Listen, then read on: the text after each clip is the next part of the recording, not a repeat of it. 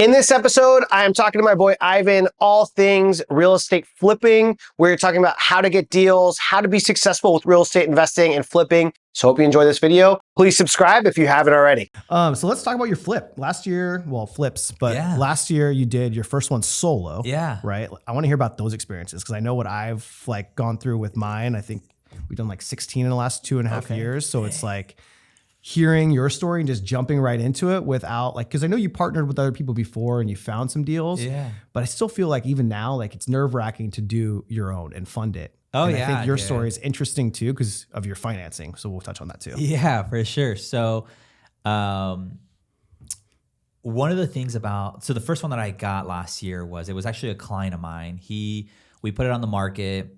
It was just a fixer, no doubt about it. And it kept falling out of escrow because it was just unexperienced buyers that were like, I want to buy it. Yeah. And they were going over asking and they get it into escrow and then it'd be like, we want to get less. And so it fell out of twice, two or three times. And then finally I went over, I had mentioned it previously. I'm like, hey, I'd love to buy this. He said, no, I want to put it on the market. Respect it. Let's do it. Let's put it on the market.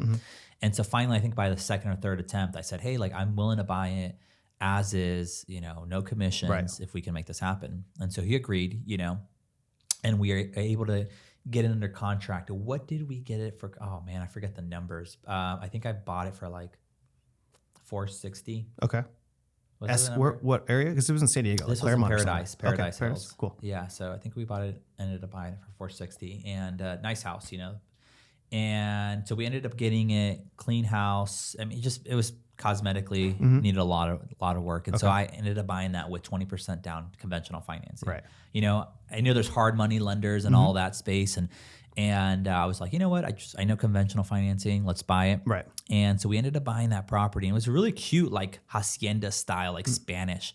And so, on this one, my wife was supposed to help me because she's got more of the interior design eye. She's just better. Right. With picking out pieces. Wow. And we just had our second child at that time. And she wasn't able. She was like, dude, I'm in the middle of it. I cannot go pick out. It's all on you. So it was all on me. And it actually turned out pretty good. I had toot my own horn, dude. But it was a lot. You know what it was? It was Pinterest. It was literally finding homes that were similar. I'm like, oh, that's cute. That's modern. That's nice. Let's do that, And did you have to go through different contractors or did you meet with one contractor, got one quote? Yeah. So the way I did this one is I know construction to some sense, right?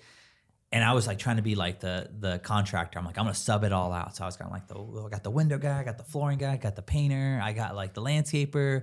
And it was great. I think it's good if you can do that. I probably wouldn't recommend it. I probably would just go. You have a full-time job. Yeah, I have a full-time job. And that would take over your life. Oh, sure. And I did it that way, right? Yeah. And it was just awful. It was in Paradise Hills. It's a 45-minute drive there, 45-minute going drive there multiple times a week. It was just dude, it was awful, right? And it was great because it was a great profit. But at the same time, it was just dude, it was just, if you have the time and the resources to do that, do it. Right. If not, hire a contractor. Even if I'm going to, pay an extra $20,000, it's worth just the headache. Right. And I'm over here doing all that to save $20,000 or whatever the number was. Right.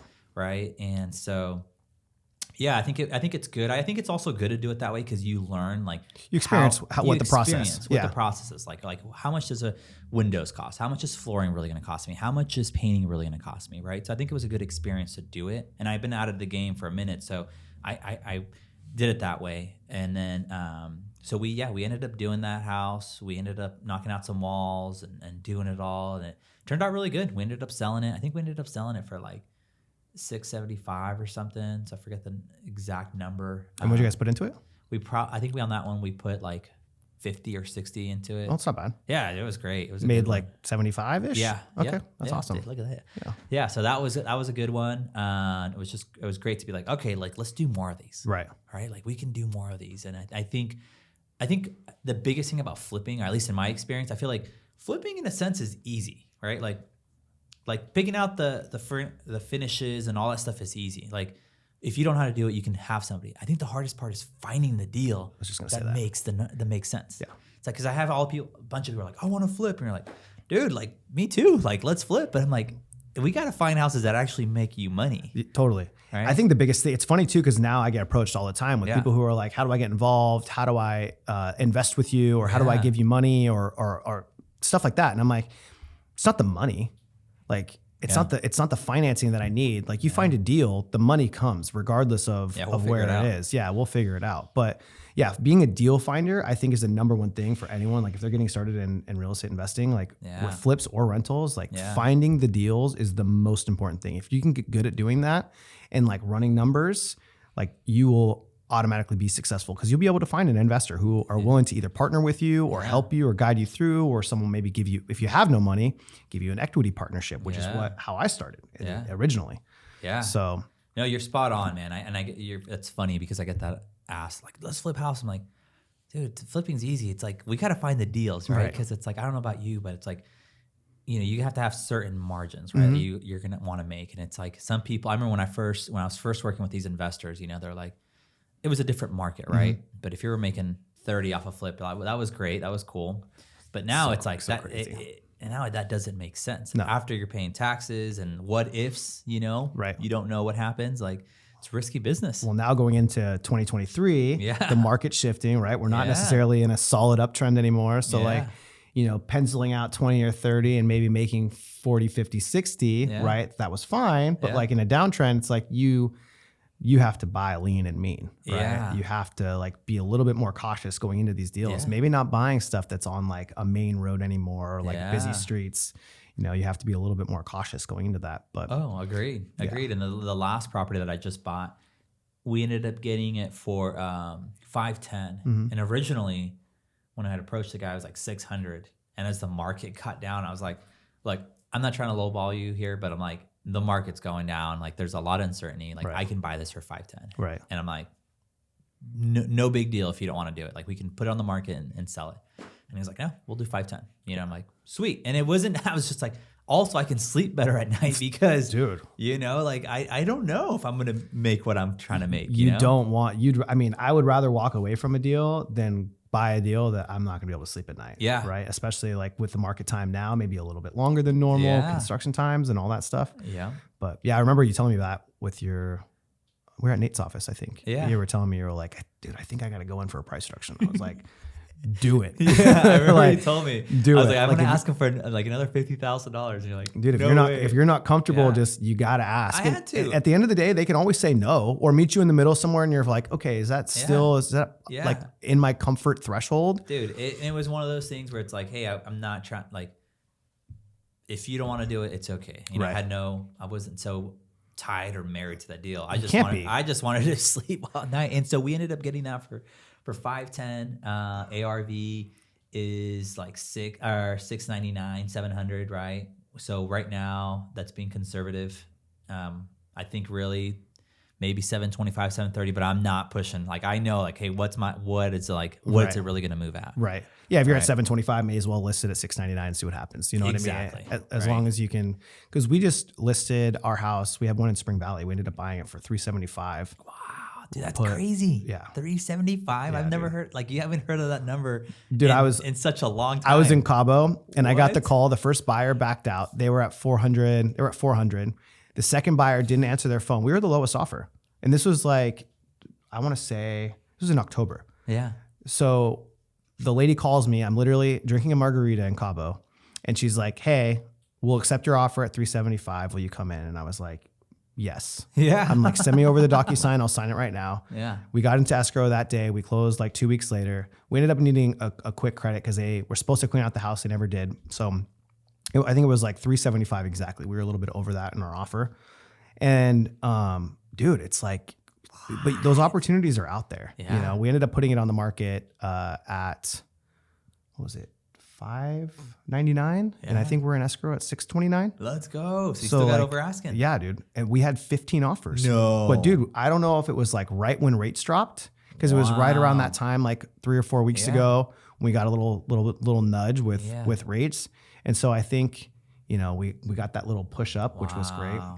Well, yeah. And the beautiful part about that is like that entry level pricing is like they're still sought after. Yeah. Like they're still gonna move, you know. And I think we talked about that. Like I'd love to do the higher end flips, right? But dude, that's some risky. You gotta have some serious balls. Yeah, man. Especially we were talking right about now. that guy in La Jolla.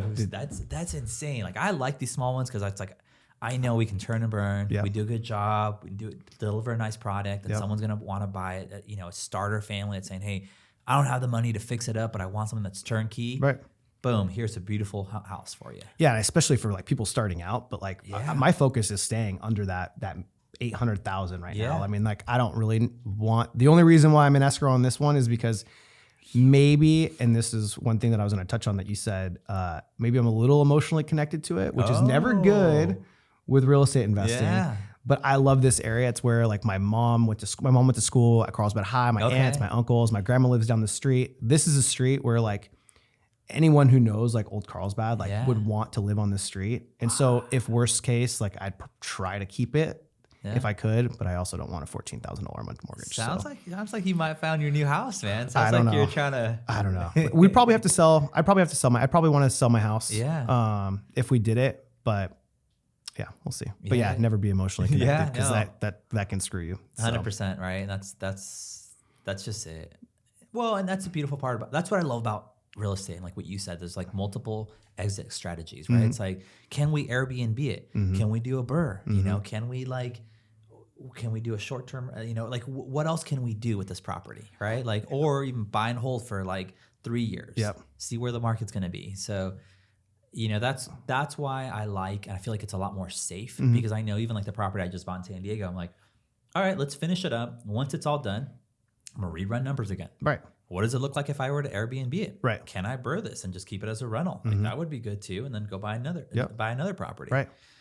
Do you follow Thatch on Instagram? Yes. Dude, I don't follow him on Instagram, but I do see his like YouTube shorts like pop up and stuff. Yeah. He's an interesting personality, but it's cool to watch. Dude, he's a character. You should, for people that don't follow him on Instagram. And one thing I like about him, and I'm trying to follow his model right now, is like get to 10 doors. Get to 10 doors, and once you get to 10 doors, then work on paying them all off, right? So then work on your primary, pay that off, then second, third, fourth, and then be like, all right, now let's get 10 more and do the process over again. Right.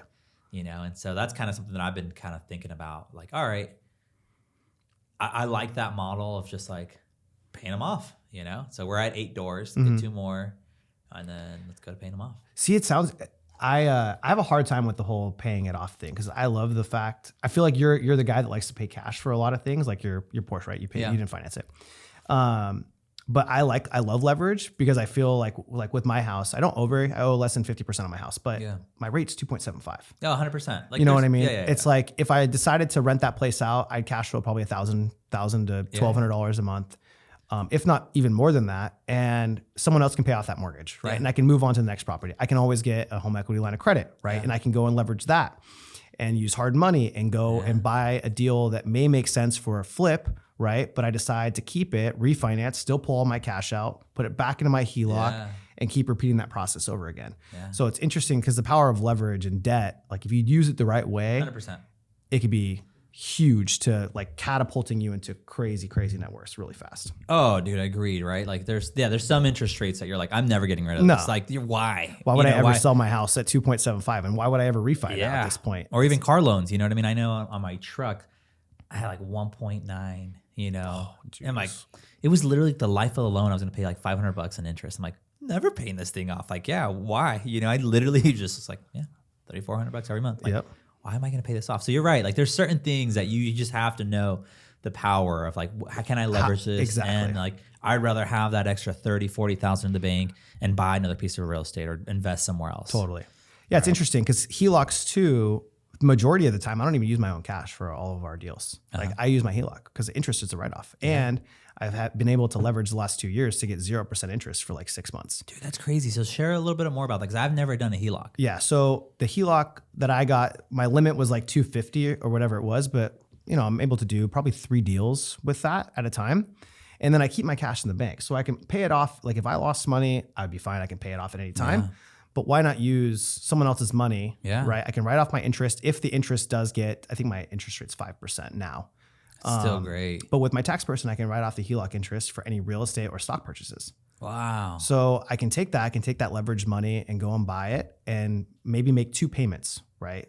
On the borrowed money. And then I get it back with no money out of my out of my normal account Yeah. and continue to use, keep that in there for my daily life. But if I was to ever get in trouble, I can always pay it off, right? Like Yeah. I don't look at a HELOC like if you don't have that money in the bank, don't mess with a HELOC to go Yeah. and leverage, especially going into 2023. Yeah. Like And especially if you've never done it, right? if you've never done it. Yeah. Yeah. That's But- risky business. And that's what I was going to touch on too with your financing, going conventional on a flip, Yeah. which is so interesting because we are our hard money, right? We get 90% of ARV. Oh, dude. And So so- I contacted that guy. Well, Or we the- use someone different. Oh, you somebody else? Right? Yeah, we Okay. use someone different. I can get you in touch with them now, but it's 90% of ARV and they'll loan all the construction costs. So we're only coming out of pocket with 10%. So like, let's say Yeah. for your example, right, your total loan amount would have been $550 or whatever it is. You're only coming out 10% versus what you came out of pocket No, with. I So your know. ROI would be far greater, even though you're paying a 10% annual rate or 11%. But you got to remember, And all it's day. a 90-day turnaround, right? 120-day turnaround. So Yeah. your 10% is really like your lending costs are going to be minimal. Minimal. Yeah. No, I talked to that person, your new person, and it was like they needed you to have 5 under your belt in the last recent 12 months. Oh yeah, yeah. Right. And so I was like, all right, more motivation to get these flips knocked out so I Right. can leverage that. Yeah. Right. Like you need to have that experience, right? do. They're not just going to like let you borrow 90% if you've never done a flip. They're going to be like, well, do you really know the game? Do you really know how to do this? Yeah, Right. true. So that's what's really cool about the power of the more you do, the more leverage, credibility you get that you can borrow Right. 90% on that. I was actually going to